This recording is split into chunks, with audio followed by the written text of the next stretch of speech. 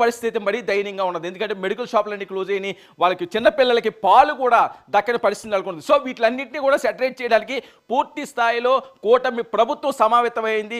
ఈ ఎటువంటి సహాయ చర్యలు అందించడానికన్నా మేము సిద్ధమని కేంద్రం కూడా రంగంలో దిగింది. తెలంగాణ ప్రాంతంలోనే, ఆంధ్రప్రదేశ్ ప్రాంతంలోనే. అంటే ఊహించిన విధంగా ఏవో వర్షాలు పడతాయి, తుఫాను ఏదో తీరాన్ని దాటుతుంది, అంతా క్లియర్ అవుతుంది అనుకున్నారు. కానీ ఎవ్వరికీ కూడా అంతు చిక్కని విధంగా ఇంత భారీ వర్షాలు సడన్గా పడడం అన్నది ఒక భయభ్రాంతులకి గురయ్యే పరిస్థితి. వివిధ ప్రాంతాల నుంచి మన ప్రతినిధులు కూడా లైవ్లో సిద్ధంగా ఉన్నారు. ముందుగా బెజవాడ వెళ్దాము.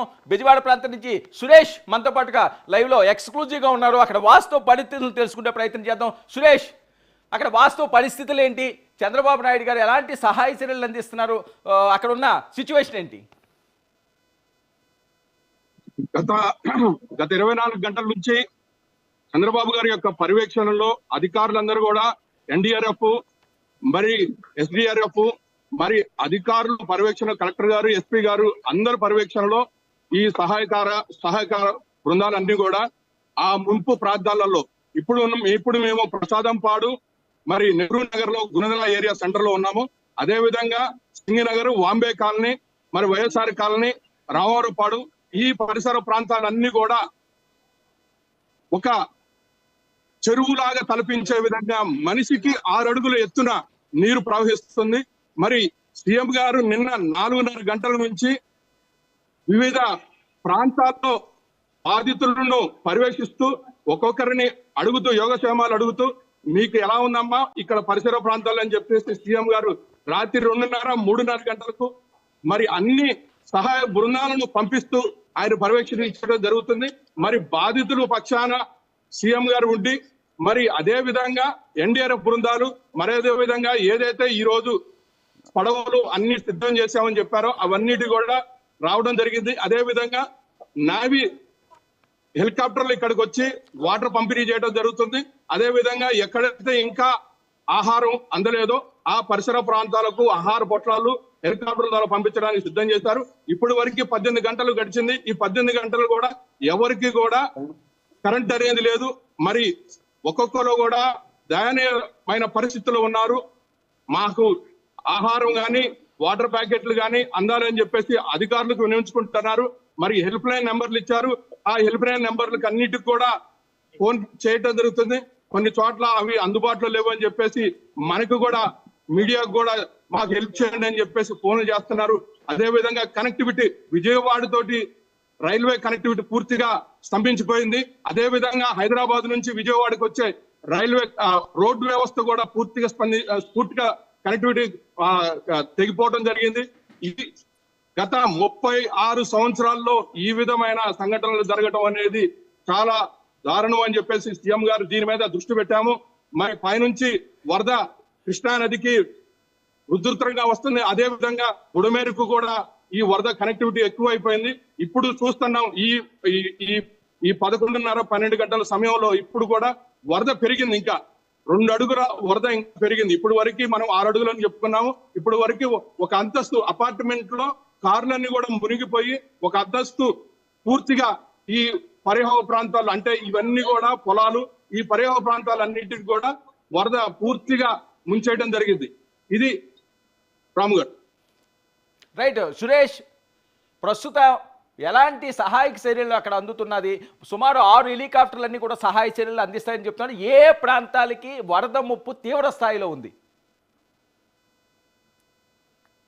పూర్తిగా సింగినగర్, వాంబే కాలనీ, గొల్లపూడి, భవానీపురం, మరి రాయన్నపాడు ఈ ప్రాంతాలు పూర్తిగా వరద జల దిగ్బంధంలో ఉన్నాయి.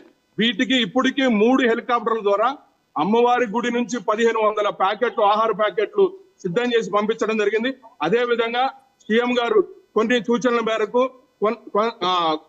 కొన్ని చోట్ల నుంచి కూడా ఇంకా ఆహారం అనేది తయారు చేసి ప్యాకెట్ల రూపాన ఈ హెలికాప్టర్ల ద్వారా పంపించడం జరుగుతుంది. మనం ఇప్పుడు వరకు సహాయ బృందాలు 30,000 మందిని చేరవేయడం జరిగింది. రాత్రి ట్రాక్టర్ల ద్వారా, బస్సుల ద్వారా, మరి స్కూల్ దగ్గరకు కానివ్వండి, అదే విధంగా హోటల్స్ కూడా కొన్ని తీసుకోమని చెప్పి సీఎం గారు చెప్పారు. సీఎం గారు పూర్తిగా ఎక్కడ కూడా ఏ విషయానికి కూడా తను తావివ్వకుండా కలెక్టర్ ఆఫీస్ లో నుండి మరి ఎన్డీఆర్ఎఫ్ బృందాలతోటి ఉండి పూర్తిగా కూడా తను సిద్ధంగా నేను అన్ని టికెట్ అని చెప్పేసి అధికారులు చెప్పడం, అధికారులను అక్కడికి సన్నద్ధం చేసి పంపించడం జరుగుతుంది. ఇప్పుడు వరకు కూడా ఎలాంటి చర్యలు అన్నిటిని కూడా సీఎం గారి పర్యవేక్షణలోనే జరగడం జరుగుతుంది. రామ్, అంటే మొత్తం ఎంతమందిని సురక్షిత ప్రాంతాలకి తరలించారు? ఇప్పటి వరకు ఇంకా సురక్షిత ప్రాంతాలకి తరలించిన ప్రాంతాలు ఏమైనా ఉన్నాయా? అక్కడ ఇబ్బంది పడుతున్న మనుషులు ఎవరైనా ఉన్నారా? ఇప్పుడు వరకు మనకి 30,000 మందిని సురక్షిత ప్రాంతాలకు, అంటే దగ్గరలో ఉన్న స్టేడియంకి, దగ్గరలో ఉన్న కళ్యాణ మండపాలకు, కొన్ని హోటళ్లకు తరలించడం జరిగింది. అది రెస్క్యూ టీమ్స్ ద్వారా, మరి మరపడవల ద్వారా, అదే విధంగా ట్రాక్టర్ల ద్వారా సింగినగర్ పరివాహ ప్రాంతాల నుంచి తరలించారు. ఇప్పుడు కొన్ని ఇంకా ఈ పొలాలలో కొన్ని అపార్ట్మెంట్లు ఉన్నాయి. అపార్ట్మెంట్లు ఇప్పుడు వరకు కూడా రెస్క్యూ టీమ్స్ అక్కడికి ఇంకా వెళ్ళలేదు. అక్కడికి వెళ్ళటానికి కనెక్టివిటీ లేక చూసుకోవడం జరుగుతుంది. అక్కడ హెలికాప్టర్ ద్వారా వాళ్ళు బిల్డింగ్ల పై నుంచి ఆహారం కోసం కానీ, మంచినీటి కోసం కానీ వాళ్ళు ఫోన్లు చేయటం కానీ, లేదా అక్కడి నుంచి వాళ్ళు అయ్యా మాకు సహాయం చేయండి అని చెప్పేసి వాళ్ళు దండం పెట్టుకోవడం జరుగుతుంది. అక్కడ వారికి కావలసిన వసతులను ఏర్పాటు చేయమని అధికారులకు కానీ, మరి హెల్ప్ లైన్ నంబర్లకు కానీ ఫోన్ చేస్తున్నారు. వీటన్నిటి మీద కూడా సహాయ చర్యలు ఎన్డీఆర్ఎఫ్ బృందం, ఎస్డీఆర్ఎఫ్ బృందం పూర్తిగా పర్యవేక్షణతోటి జరుగుతుంది. ఓకే సురేష్, ఒక్క విషయం క్లియర్గా చెప్పండి. ఏదైతే ఇప్పుడు ప్రమాద స్థాయిలో బెజవాడ ప్రాంతం ఉంది, ఎప్పుడు ఊహించిన విధంగా ఇలాంటి విపత్తు వచ్చింది. సో ఎటువంటి ప్రాణాపాయం లేకుండా సేఫ్గా వాళ్ళని సురక్షిత ప్రాంతాలకి అందరినీ కూడా, పిల్లల దగ్గర నుంచి పెద్దల వరకు కూడా తీసుకొచ్చే విధంగా చర్యలు ముమ్మరం చేస్తున్నారా?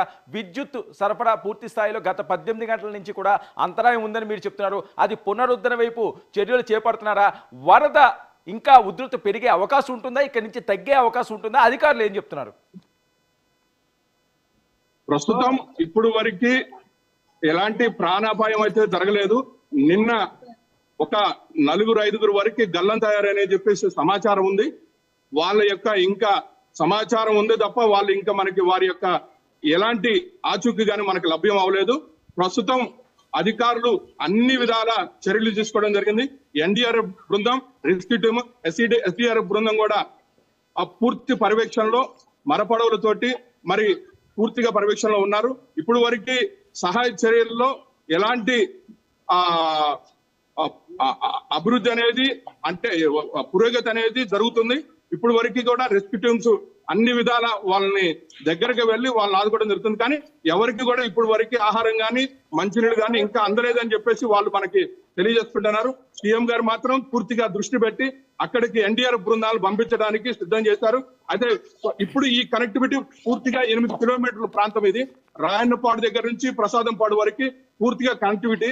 ఈ 8 కిలోమీటర్లకి వచ్చిన మనకి మరపడవలు కానీ, మరి హెలికాప్టర్లు 6 వచ్చినాయి. 3 హెలికాప్టర్లు ప్రస్తుతం వాడుతున్నారు అనేది మనకున్న సమాచారం. ఈ 3 హెలికాప్టర్ల ద్వారా పూర్తిగా మనకి ఆహారం కానీ, వాటర్ ప్యాకెట్లు కానీ పంపించడం జరుగుతుంది. ఇప్పుడు వరకు 30,000 మందిని వరకే సురక్షిత ప్రాంతాల నుంచి తరలించడం జరిగింది. అది పూర్తిగా జలదిగ్బంధం ఉంది. Singh Nagar, Bombay colony, YSR colony, Gollapudi area, ఈ ఏరియాలతో పాటు నెహ్రూ నగర్, అంటే ఇక్కడ ప్రసాదంపాడు దగ్గర గుణదల ఏరియాలో ఉన్న నెహ్రూ నగర్, ఈ ఏరియా పూర్తిగా కూడా పొలాలతోటి నిండి ఉంటుంది. ఈ పొలాలతోటి ఉన్న ఏరియాలో కొన్ని అపార్ట్మెంట్లు ఉన్నాయి. అపార్ట్మెంట్ ఇప్పటికి చిక్కుకుని ఉన్నారు. వాళ్ళకి వసతులు ఎలాంటి లేవు.